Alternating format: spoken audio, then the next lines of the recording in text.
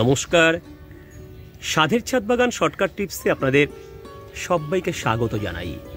বন্ধুরা, আজ চলে এসেছি ফল গাছের একটা বিশেষ সমস্যা নিয়ে।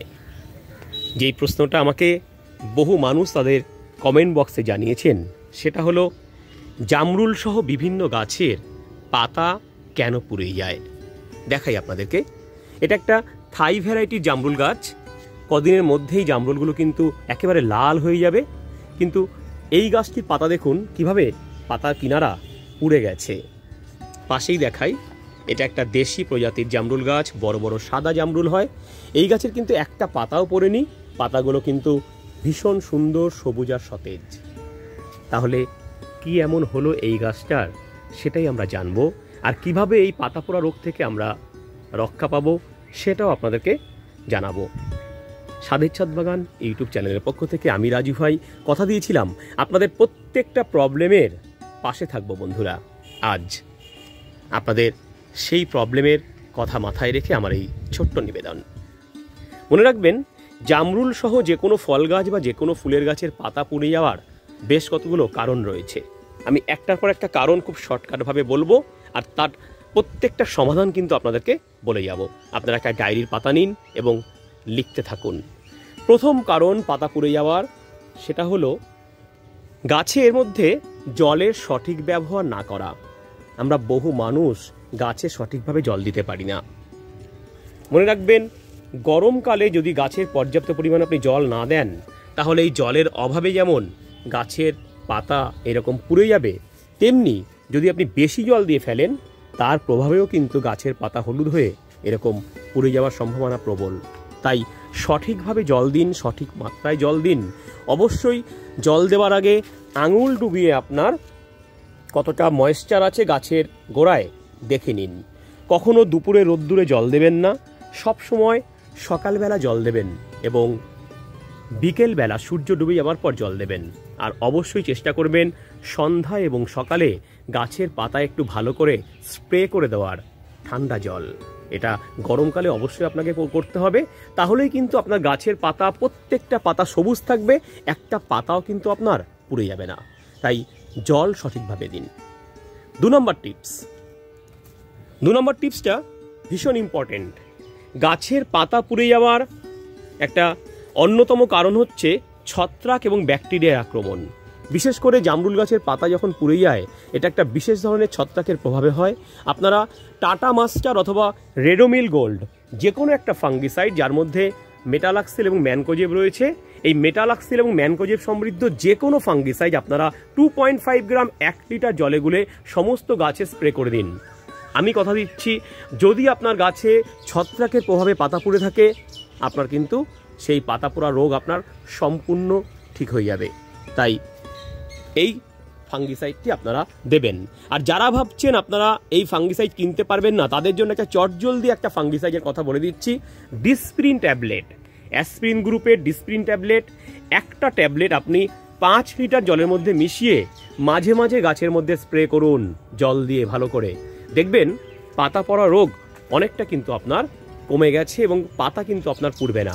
ভুলেও কিন্তু একটা ট্যাবলেট আপনি কিন্তু 1 লিটার জলের মধ্যে মিশিয়ে দেবেন না। এই ডিসপ্রিন ট্যাবলেটের দাম অত্যন্ত কম। আপনারা একটা ট্যাবলেট 5 লিটার জলে গুলবেন, গুলে সমস্ত গাছে কিন্তু ছাদ বাগানের অন্যান্য গাছেও কিন্তু স্প্রে করে দেবেন। এটা মাসে একবার করুন, আপনার গাছ সুন্দর থাকবে, সতেজ থাকবে। বন্ধুরা, 3 নম্বর কারণে আসি। পাতা পুড়ে যাবার আরও একটা কারণ যেটা আমরা কেউ বুঝতেই পারি না, সেটা হচ্ছে আমরা রাসায়নিক খাবার গাছকে ভুল করে বেশি দিয়ে ফেলি।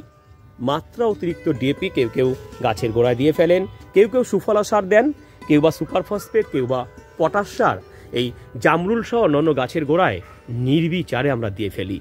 মনে রাখবেন, জামরুল গাছ খুব সেন্সিটিভ গাছ।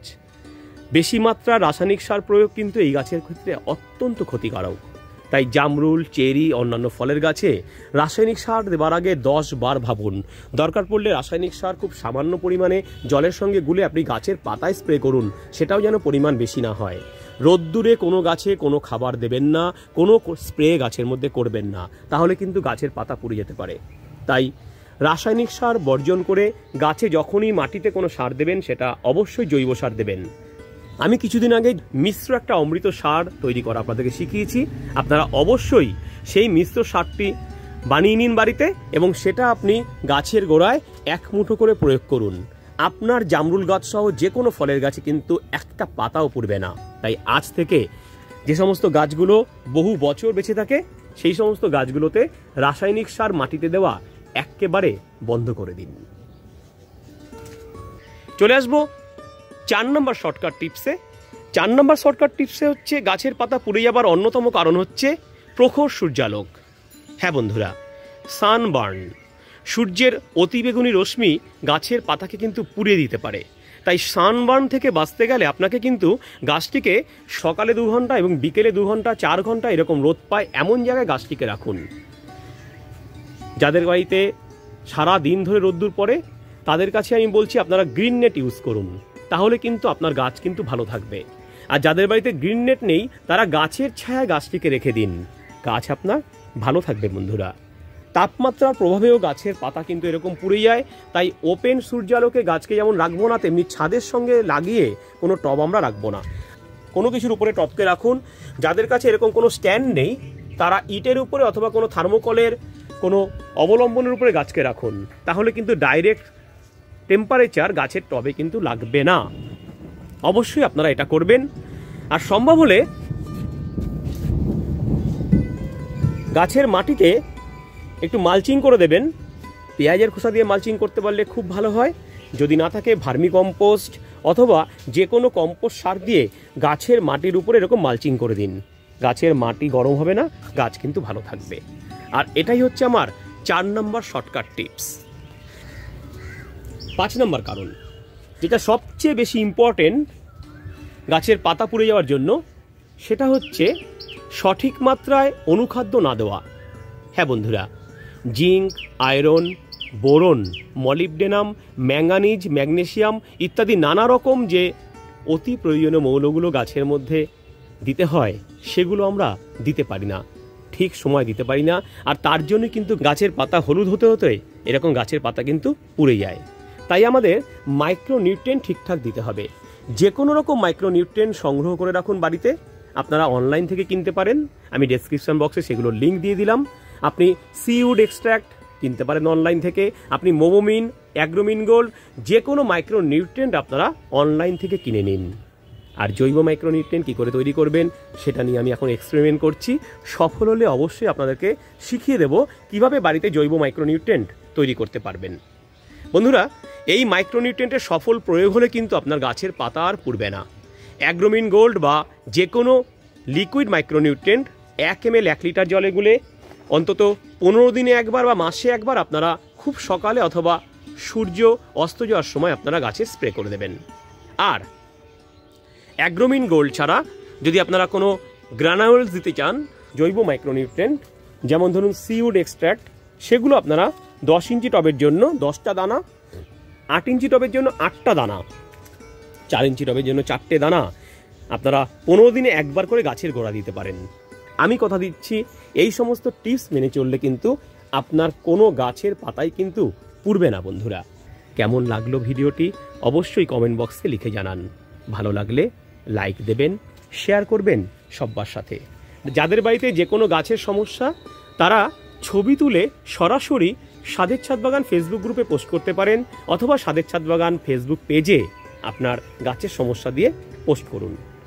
আপনার ছাদ বাগানের নানা গাছের পরিচর্যার ভিডিও পেতে, নানা গাছের শর্টকাট টিপস শিখতে অবশ্যই স্বাদের ছাদ বাগান ইউটিউব চ্যানেলটিকে সাবস্ক্রাইব করে রাখুন। এতক্ষণ আপনাদের সঙ্গে ছিলাম আপনাদের প্রিয় রাজু ভাই।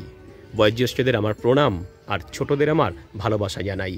আগামীতে কোন গাছের ভিডিও করলে ভালো হয় অবশ্যই জানাবেন।